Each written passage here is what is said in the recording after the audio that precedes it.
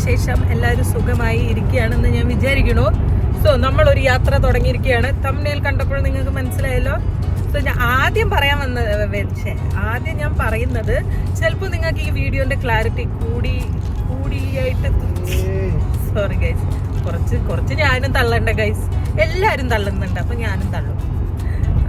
ഈ വീഡിയോനെ മൊത്തം പോയി. ഈ വീഡിയോന്റെ ക്ലാരിറ്റി നിങ്ങൾക്ക് കൂടിയതായിട്ട് തോന്നുകയാണെങ്കിൽ അത് നിങ്ങൾക്ക് വെറും തോന്നൽ മാത്രമല്ല, അത് എഡിറ്റ് ചെയ്തതും ഫിൽട്ടർ കയറ്റിയതും ഒന്നുമല്ല, അല്ലെങ്കിൽ എനിക്ക് സൗന്ദര്യം കൂടിയതുമല്ല.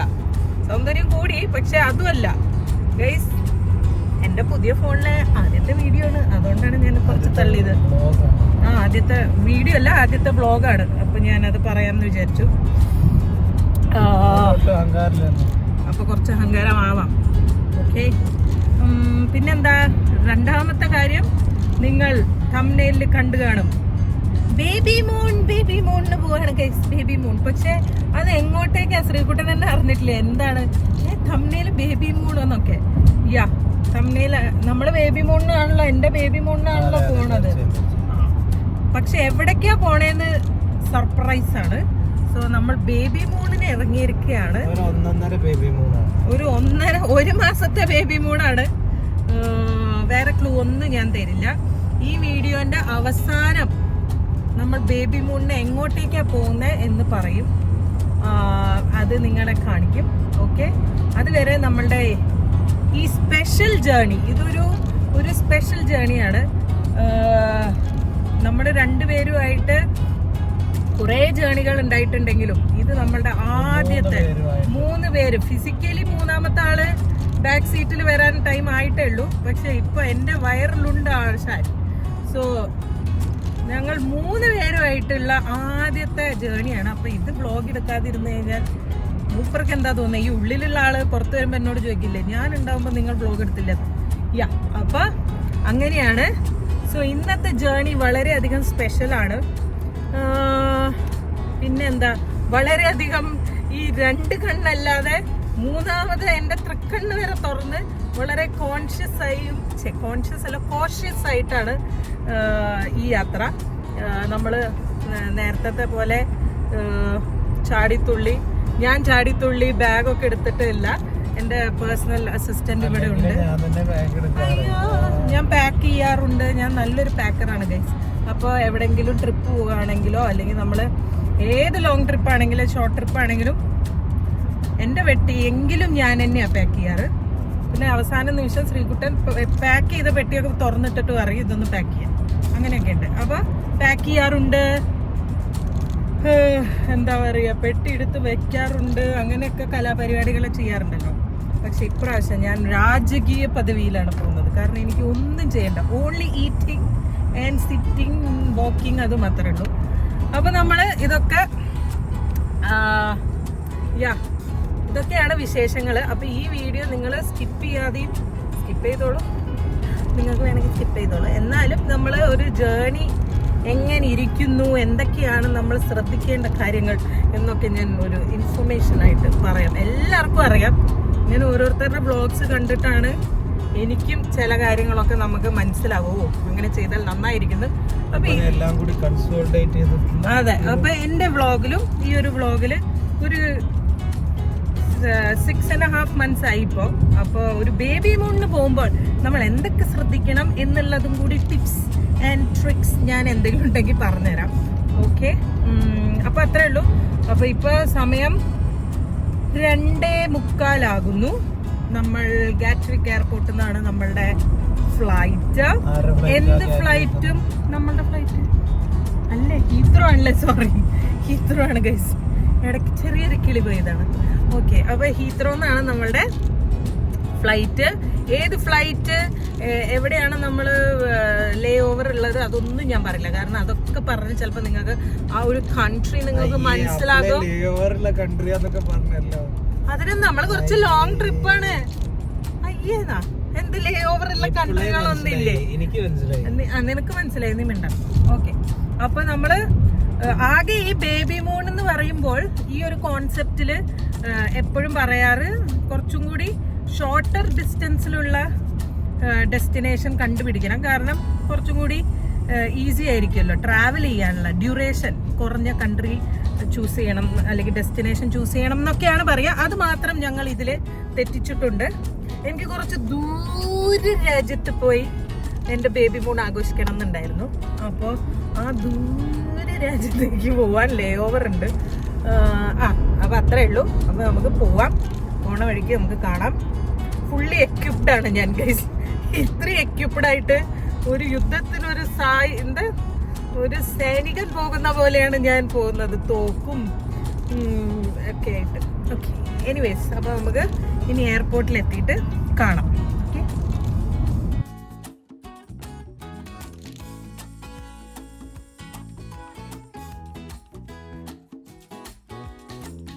അങ്ങനെ നമ്മൾ എയർപോർട്ടിൽ എത്തിക്കഴിഞ്ഞു കേട്ടോ. ഇവിടെ തന്നെയാണ് നമ്മൾ കാറ് പാർക്ക് ചെയ്യുന്നത്. ഇപ്പോൾ 1 മന്തിൻ്റെ ട്രിപ്പാണെങ്കിൽ പോലും നമ്മൾ കാർ അവിടെ തന്നെയാണ് പാർക്ക് ചെയ്യാറ്. കാരണം നമുക്ക് കുറച്ചും കൂടി കൺവീനിയൻറ്റ് അതാണ്. നമ്മൾ തിരിച്ച് വരുമ്പോൾ നമുക്ക് പിന്നെ ടാക്സി വിളിച്ച് പോണതിൻ്റെ എല്ലാം കൂടി നോക്കുമ്പോൾ അവിടെയാണ് കാർ പാർക്ക് ചെയ്യുന്നത് കുറച്ചുകൂടി എളുപ്പമായിട്ട് ഞങ്ങൾക്ക് തോന്നിയത്. എന്തായാലും ഞങ്ങൾ പോകുന്നു, ബാഗേജൊക്കെ കൊടുക്കുന്നു, എല്ലാം സെറ്റാക്കിയിട്ട് ഞങ്ങൾ ജസ്റ്റ് ഒന്ന് റിഫ്രഷ് ആവാൻ വേണ്ടി ശ്രീകുട്ടൻ എന്താ പറയുക എന്തെങ്കിലും കഴിക്കാം എന്ന് പറഞ്ഞ് ഞങ്ങൾ ഒരു റെസ്റ്റോറൻറ്റിൽ കയറിയതാണ്. അവിടെ തന്നെ ബാഗേജ് കൗണ്ടറൊക്കെ കഴിഞ്ഞ ഉടൻ തന്നെ ഹീത്രോയിലുള്ള ഒരു റെസ്റ്റോറൻറ്റിൽ ഞങ്ങൾ കയറി. ഞാൻ ആക്ച്വലി പാക്ക് ചെയ്തെടുത്തിട്ടുണ്ടായിരുന്നു കുറച്ച് കേർഡ് റൈസൊക്കെ. പക്ഷേ അവിടെ നിന്ന് ഔട്ട്സൈഡ് ഫുഡ് അലൗഡ് അല്ല എന്ന് പറഞ്ഞ് ഞങ്ങൾ ആക്ഷേപിച്ചു ഗൈസ്.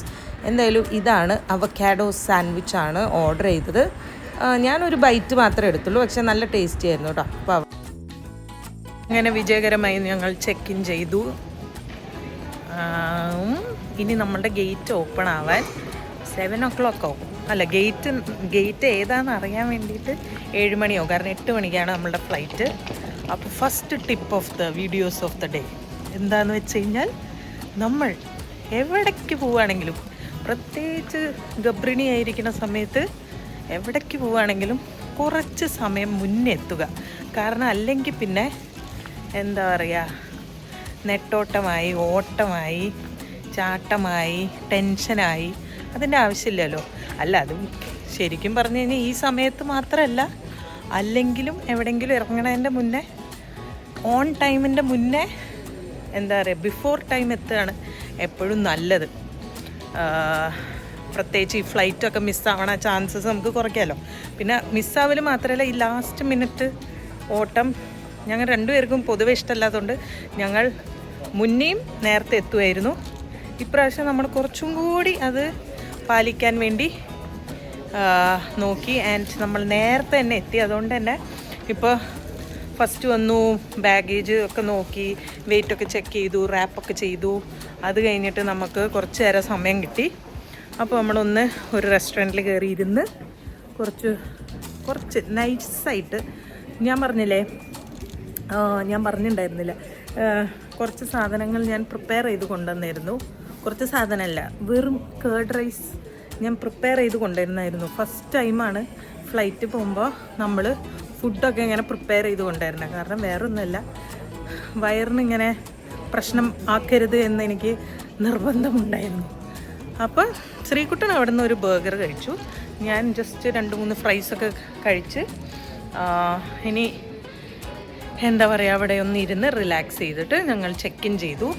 ഇനിയിപ്പോൾ ഇനി നമുക്ക് 1 hour ഉണ്ട് സമയം. ആൻഡ് നമ്മളിതേ വെറുതെ ഇവിടെ ഡ്യൂട്ടി ഫ്രീയിലൊക്കെ കയറി ഇറങ്ങുകയാണ്. അപ്പോൾ ടിപ്പ് നമ്പർ 1 എന്താണ്? ഓൺ ടൈം അല്ല, ബിഫോർ ടൈം എത്തുകയാണെങ്കിൽ കുറച്ചും കൂടി അടിപൊളിയായിരിക്കും. അപ്പോൾ നമ്മളിനി ഇത് കൂടെ ഒന്ന് ഉലാത്തിയിട്ട് ബാക്കി പറയാം. എങ്ങനെയുണ്ട്? കൊള്ളാം. ഞാൻ ഉണ്ടാക്കിക്കൊണ്ട് പറയില്ല. ആദ്യമായിട്ടാണ് ഞാനായി കുക്ക് ചെയ്തിട്ടൊക്കെ കൊണ്ടുവന്ന് ഇവിടെ ഇത്രയും ഡീസൻ്റ് ആയിരുന്നു ഒരു സ്മൂലക്കൊക്കെ ഇരുന്ന് കഴിക്കണം. ക്ഷീണുണ്ടോ? ലോകം മാറിയ ടിപ്പ് നമ്പർ 2 പറഞ്ഞുതരാം. നിങ്ങൾ ഗർഭിണി എന്ന് പറഞ്ഞിട്ട് കാര്യമില്ല. നിങ്ങൾ പ്രഗ്നൻ്റ് ആണെങ്കിൽ, പ്രഗ്നൻസി സമയത്താണ് നിങ്ങൾ ട്രാവൽ ചെയ്യുന്നതെങ്കിൽ ജങ്ക് ഫുഡ് അവോയ്ഡ് ചെയ്യാൻ നമ്മൾ പറയുമല്ലോ. പ്രത്യേകിച്ച് ഈ ട്രാവലിങ് ഇത്തിരി ലോങ് ജേർണിയൊക്കെ ആകുമ്പോൾ മെയിനായിട്ട് നമ്മളിങ്ങനെ കുറച്ചധികം നേരം നമ്മളിങ്ങനെ ഇരിക്കുമല്ലോ. അപ്പോൾ ഈ ഗ്യാസ് ഗ്യാസ്ട്രിക് ഇഷ്യൂസ് നല്ലോണം വരാൻ ചാൻസ് ഉണ്ട് നമ്മൾ ഈ ബർഗറും ബ്രെഡ് ഐറ്റംസൊക്കെ കഴിച്ച് കഴിഞ്ഞാൽ. അപ്പോൾ എന്ത് ചെയ്യണം, സേഫ് സൈഡിന് നല്ല തൈര് സാധനം അങ്ങ് ഉണ്ടാക്കുക, കുറച്ച് രസം അങ്ങോട്ട് ഒഴിക്കുക. വേണമെങ്കിൽ രസമൊന്നും ഞാൻ ഒഴിച്ചിട്ടില്ല, പക്ഷേ വീട്ടിൽ നിന്ന് എന്തെങ്കിലും കുക്ക് ചെയ്തിട്ട് കൊണ്ടുവരികയാണെങ്കിൽ നല്ലതാണ് വയറിനും ബേബിക്കും അമ്മയ്ക്കും. അതല്ലല്ലോ പറഞ്ഞു വന്നത് ടിപ്പ് നമ്പർ 2. ടിപ്പ് നമ്പർ 2 ആണ് ഈ കാലിന് വന്നത്, കാലിൻ്റെ കാണിച്ചു ടിപ്പ് നമ്പർ 3 ആണോ? ആ ഓക്കെ. ആൾക്കാരൊക്കെ നോക്കണം. അങ്ങനെ നമ്മൾ ഇത് കഴിഞ്ഞല്ലോ. ടിപ്പ് നമ്പർ 3 ഇല്ല, ഗേറ്റ് കിട്ടി. ഓക്കെ, ഗേറ്റ് നമ്പർ 7 ആണ്. പക്ഷെ അവിടെ ഭയങ്കര തിരക്ക്. അതുകൊണ്ട് ഞങ്ങൾ ഇപ്പുറത്ത് ഗേറ്റ് നമ്പർ 8 വെറുതെ ഇല്ലാത്താന്ന് വിചാരിച്ചപ്പോഴാണ് മൂന്നാമത്തെ ആ സത്യം ഞാൻ പറയാമെന്ന് വിചാരിച്ചു. ടിപ്പ് നമ്പർ 3 നിങ്ങൾ വിചാരിക്കും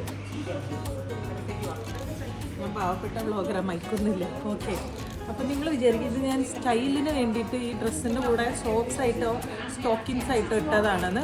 അല്ല കേട്ടോ, ഇത് അപ്പുറത്തും ഇപ്പുറത്തും എങ്ങനെയെന്നൊക്കെ പറയുന്നുണ്ട് വേറെ രാജ്യക്കാർ. ഓക്കെ, അല്ല ഗൈസ്, ഇതാണ് കംപ്രഷൻ സോക്സ്. ഇതിപ്പോൾ ഞാൻ ഭീകരമായിട്ട് പറയുന്നത് എന്തുകൊണ്ടാണെന്ന് വെച്ചാൽ ഞാൻ ആദ്യമായിട്ടാണ് ഇത് ഈ ഒരു സമയത്ത് യൂസ് ചെയ്യണമെന്ന് അറിഞ്ഞത്.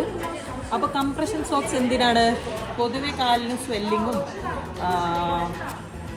നല്ല സർക്കുലേഷൻ, ബ്ലഡ് സർക്കുലേഷനും പിന്നെ ബ്ലഡ് ക്ലോട്ട് ഒന്നും ഉണ്ടാവാതിരിക്കാൻ വേണ്ടിയിട്ട് compression socks is A must എന്ന് മിഡ്വൈഫ് പറഞ്ഞു. പിന്നെ അതിനെക്കുറിച്ചിട്ടൊന്ന് ഗവേഷണം ചെയ്തപ്പോഴാണ് എനിക്ക് മനസ്സിലായത് അതൊരു മസ്റ്റ് ഹാവ് ആണ്. അത് മസ്റ്റായിട്ട് അത് യൂസ് ചെയ്യണം. നമ്മൾ വിചാരിക്കും നമുക്ക്, എനിക്കിപ്പോൾ പ്രത്യേകിച്ച് ദൈവം സഹായിച്ച് അങ്ങനെ കാലിന് സ്വെല്ലിങ്ങോ വേദനയോ ക്രാംസോ അങ്ങനെ ഒന്നും ഇല്ല. പക്ഷെ എന്നാലും ഞാൻ ഇന്ന് നമ്മൾ ഫോർ എ സേഫ് സൈഡ്, സേഫ്റ്റിക്ക് നമ്മൾ അത് ഒട്ടും നോക്കട്ടെ. ഇതാ, അത് ഷൂസ് പുതിയതാണോ? മതി ഓവറാക്കട്ടെ. പുതിയ ഷൂസ് ആണോ? ടിപ്പ് നമ്പർ 3 കംപ്രഷൻ സോക്സും. അത് മാത്രമല്ല കംഫർട്ടബിൾ ആയിട്ടുള്ള ക്ലോതിങ്. നിങ്ങൾക്ക് എങ്ങനെ വേണമെങ്കിലും ക്ലോതിങ് നിങ്ങൾക്ക് ഓപ്റ്റ് ചെയ്യും. എനിക്ക് കൂടുതലും ഇങ്ങനെ ലൂസ് ഫിറ്റ്സ് ആണ് ഇഷ്ടം. കൂടുതലും എനിക്ക് തോന്നുന്നു ഈ ഒരു ടൈമിൽ എല്ലാവർക്കും അതായിരിക്കും കംഫർട്ടബിൾ. അപ്പോൾ കംഫർട്ടബിൾ ക്ലോതിങ്ങും പ്ലസ് കംപ്രഷൻ സോക്സ് എന്തായാലും നിങ്ങൾ വാങ്ങിച്ചിട്ട്, പിന്നെ പറ്റുകയാണെങ്കിൽ ബിസിനസ് ക്ലാസ് ബുക്ക് ചെയ്യാം. പൈസയുള്ള ആൾക്കാരാണെങ്കിൽ അങ്ങനെയൊന്നുമില്ല ഗൈസ്. എല്ലാവർക്കും ഇപ്പോൾ ബിസിനസ് ക്ലാസ് പറ്റുമോ? ഇല്ല, അതൊന്നും നമുക്ക് കാര്യമില്ല. നമുക്ക് ചെയ്യാൻ പറ്റണത് മാക്സിമം ചെയ്യാം. അപ്പോൾ പിന്നെ മാക്സിമം ട്രാവൽ ഒഴിവാക്കാം.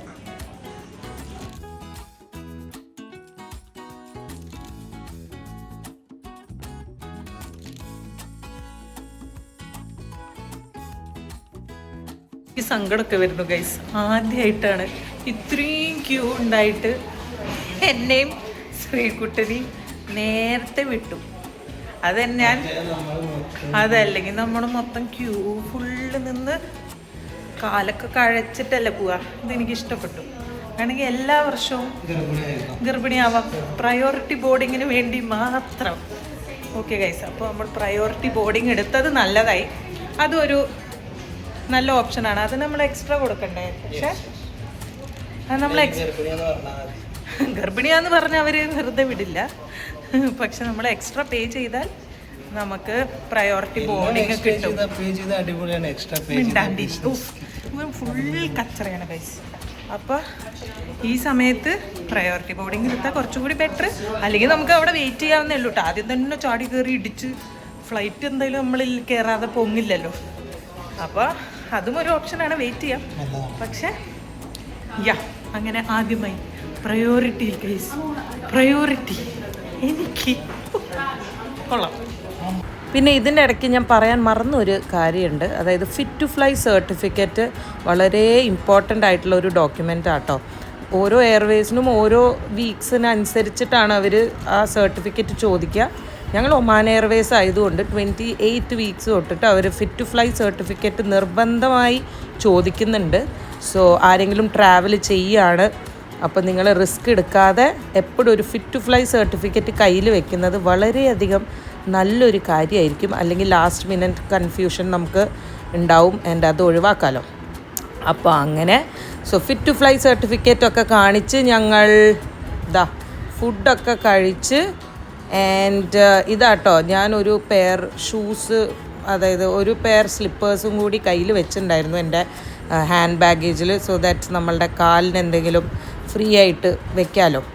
അപ്പോൾ അതൊക്കെ ചേഞ്ച് ചെയ്ത് ഒരു ലോങ് ജേർണി കഴിഞ്ഞിട്ട് നമ്മൾ നെക്സ്റ്റ് ലേ ഓവറുടെ അവിടേക്ക് പോവുകയാണ്. ഞാൻ ഡെസ്റ്റിനേഷൻ ഒന്നും പറഞ്ഞിട്ടില്ല, അതുകൊണ്ട് തന്നെ ഞാൻ ലേ ഓവർ എവിടെയാണെന്നും പറയുന്നില്ല.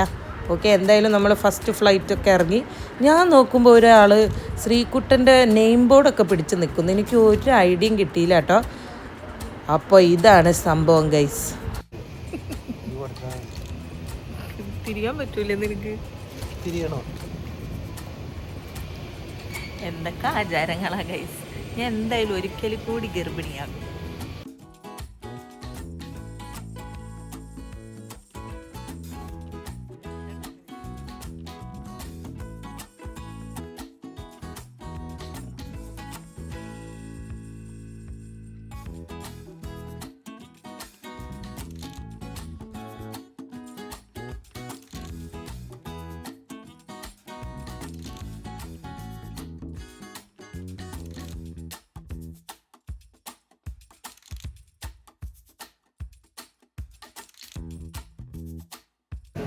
ഗൈസ് എല്ലാം വളരെ ഷടപടേന്നായിരുന്നു. കുറേ പുതിയ എക്സ്പീരിയൻസ് ആയിട്ടോ ഇന്ന്. Thank you Sreedharan. എന്തിനാ ഒന്നും അറിയില്ല. ഞാൻ ആദ്യമായിട്ടാണ്. താങ്കൾ ചിലപ്പോൾ പോയിട്ടുണ്ടാവും. താങ്കൾ വലിയ അന്താരാഷ്ട്ര ട്രാവൽ ചെയ്യുന്ന ആൾക്കാരല്ലേ. അപ്പം ആദ്യമായിട്ടാണ് ഗൈസ് നമ്മൾ അതിന് ബഗി എന്നല്ലേ പറയാ, ബഗി റൈഡ് അല്ലേ പറയടാ. ഇവനാണെങ്കിൽ കുറേ നേരമായി വേഷം കിട്ടുന്നത്. എനിവേസ് ഞാൻ വേഗം പറയാം, സമയമില്ല. കാരണം നമുക്ക് നമ്മളുടെ ഡെസ്റ്റിനേഷനിലേക്ക് എത്താനുള്ള അടുത്ത ഫ്ലൈറ്റ് ശരിക്കും പറഞ്ഞു കഴിഞ്ഞാൽ അരമണിക്കൂറിൻ്റെ ഉള്ളിലാണ്. അപ്പം കഴിക്കില്ല. അപ്പം ഇവൻ എന്നോട് പറഞ്ഞിട്ടുണ്ടായിരുന്നില്ല ഗൈസ്, ഇങ്ങനത്തെ സെറ്റപ്പുകൾ ഇപ്രാവശ്യം ചെയ്തിട്ടുണ്ടത്. ഞാൻ ആ ബഗ്ഗിയിൽ ഇരുന്നപ്പോൾ ഞാൻ വിചാരിച്ചു ഓക്കെ നമ്മൾ പേരുണ്ടായിരുന്നു. പേര് ഞാൻ ഫോൺ എടുത്തപ്പോഴേക്കും ഗൈസ് പേര് കൊണ്ട് അയാൾ പോയി. എനിവേസ് ഞാൻ വിചാരിച്ചു നമുക്ക് പെട്ടെന്ന് നടന്നു വരണ്ടല്ലോ എന്ന് വിചാരിച്ചിട്ട് ബഗ്ഗി നല്ലൊരു ഓപ്ഷൻ ആണല്ലോ, ശരിയെന്ന് വിചാരിച്ചു. പിന്നെ ഇത് ഏതാ സ്ഥലം എന്ന് ഞാൻ പറയാം. അവിടുത്തെ ലോഞ്ച് ആക്സസ് ഉണ്ട് എന്ന് പറഞ്ഞു. ഫുഡും കാര്യങ്ങളൊക്കെ ഉണ്ട്, പക്ഷെ നമുക്ക് കഴിക്കാനുള്ള സമയമില്ല, എനിക്ക് വയറും ഇല്ല. അപ്പോൾ നമ്മൾ ജസ്റ്റ് വേഗം ഫ്രൂട്ട്സും കുറച്ച് സംഭവങ്ങളും കഴിച്ചതാണ്. ഇവിടെ കുറച്ച് എക്സ്പ്ലോർ ചെയ്യാണ്ടായിരുന്നു, പക്ഷേ സമയമില്ല. അപ്പോൾ വേഗം കഴിച്ചതോ പോവാല്ലേ. ഇത് ഇഷ്ടപ്പെട്ടോ ഈ ഫെസിലിറ്റി? എന്തോ മാനസിക വിഭ്രാന്തിയിലാണ് കുട്ടി. ഓക്കെ ഗൈസ്,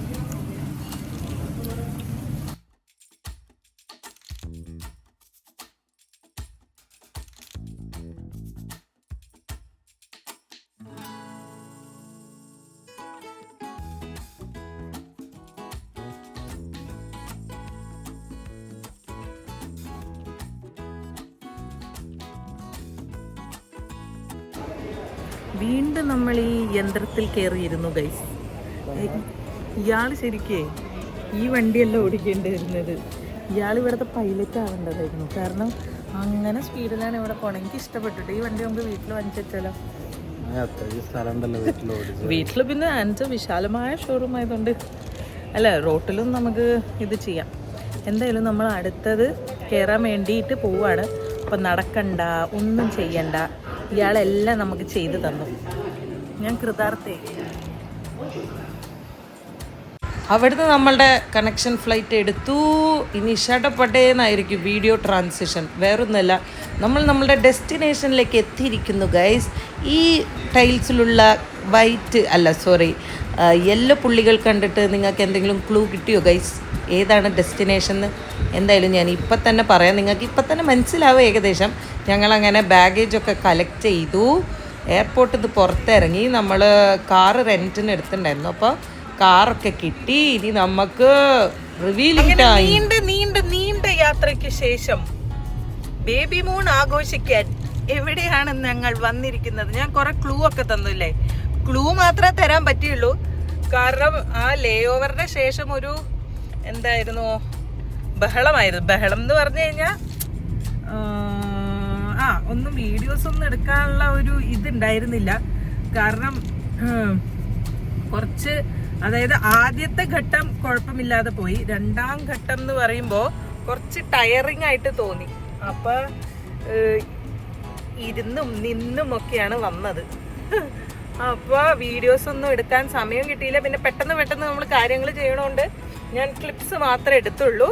എനിവേയ്സ്, നമ്മൾ ഹാപ്പിയായി സേഫായി അടിപൊളിയായി ലാൻഡ് ചെയ്തിരിക്കുന്നു.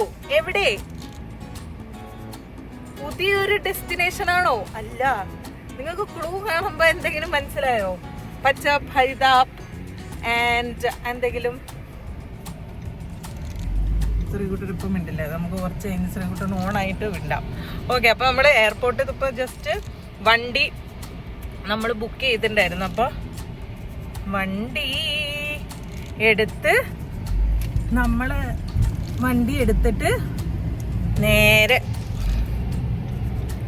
നേരെ വീട്ടിൽ പോവാണ്. അയ്യോ, ഞാൻ പറഞ്ഞു നമ്മൾ എങ്ങോട്ടേക്കാണ് വന്നിരിക്കുന്നത്? സ്വന്തം നാട്ടിലേക്കാണ് ഗൈസ്. എന്റെ ബേബി മൂൺ ആഘോഷിക്കാൻ വന്നിരിക്കുന്നത്. അതെങ്ങനെ ഉണ്ടായിരുന്നു എന്റെ ഈ ത്രില്ലിങ് സർപ്രൈസ് വീഡിയോ? ഞാൻ ചുമ്മാ, അതായത് എന്തായാലും നാട്ടിൽ വരുമ്പോൾ വ്ളോഗ് എടുക്കണം, പിന്നെ കുറച്ച് കാര്യങ്ങൾ ഇങ്ങനെ പറഞ്ഞ് രസമായിരിക്കുമല്ലോ എന്ന് വിചാരിച്ചിട്ടാണ് ഞാൻ അങ്ങനെ ഒരു സസ്പെൻസ് ക്രിയേറ്റ് ചെയ്തത്. ഈ ബേബി മൂൺ എന്ന് പറയുന്ന കോൺസെപ്റ്റ് തന്നെ നമ്മൾ പ്രഗ്നൻ്റ് ആയിട്ടിരിക്കുമ്പോൾ ഹസ്ബൻഡ് ആൻഡ് വൈഫ് ഒരു റിലാക്സിങ്, എന്താ പറയുക, ആൻഡ് ഒരു ഹാപ്പി വൈബ് ഉണ്ടാക്കാൻ എവിടെയെങ്കിലും പോവുക. കംപ്ലീറ്റ് റിലാക്സേഷൻ ആയിരിക്കും. അതിന് വേണ്ടിയിട്ടാണ് ഈ ബേബി മൂൺ കോൺസെപ്റ്റ് ഉള്ളത്. അപ്പോൾ ഞങ്ങളുടെ മനസ്സിൽ ആദ്യം വന്നത് വീടാണ്.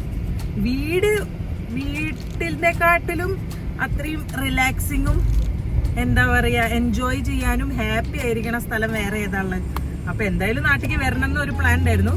പിന്നെ അതൊരു ബേബി മൂൺ ആയിട്ട് ഞങ്ങൾ നാട്ടിലേക്ക് തന്നെ വരാം എന്ന് തീരുമാനിച്ചു.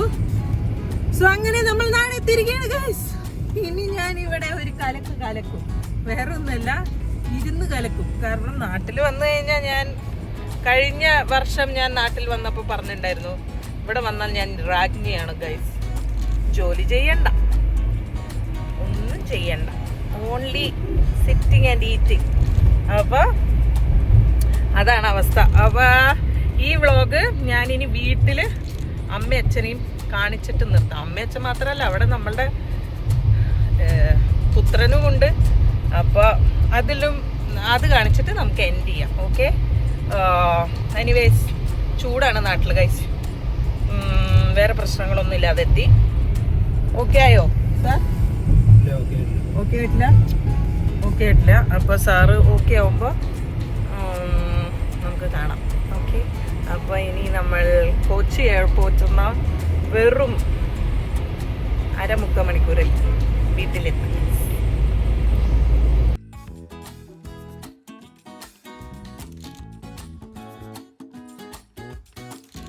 ഏതാനും നിമിഷങ്ങൾക്കകം ഗർഭിണിയായ ഏകപുത്രീനെ കാണാൻ 2 ആൾക്കാർ താഴെ തന്നെ നിൽക്കുന്നുണ്ടാവും. അയ്യേ, ശശി ഇതേ വരോ ആദ്യത്തെ നായകൻ, കഥാനായകൻ. അയ്യോ, ഒളിഞ്ഞു പോയി. കഥാനായകൻ ഗേറ്റ് തുറക്കപ്പ.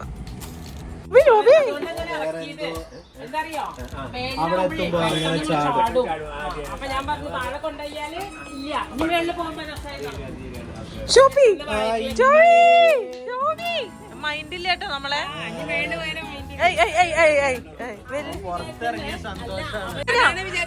ശോഭി ടാറ്റ പോഞ്ഞോ? ശോഭി ടാറ്റ പോഞ്ഞോ? ഓ, നിങ്ങളെ കാണാൻ വന്നില്ല അമ്മ. അമ്മ വന്നില്ല. എന്തിനാ എത്ര കൊഞ്ചണ? അമ്മോ, അതിന്റെ ഐലാഷ് ഒന്നും കളയണ്ടിട്ടൊന്ന്.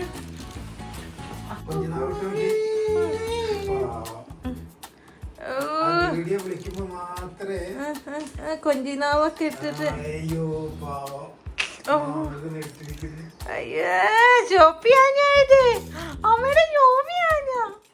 ഹലോ ഗൈസ്, അങ്ങനെ വീട്ടിലെത്തിയത് വരെ നിങ്ങൾ കണ്ടു അല്ലേ?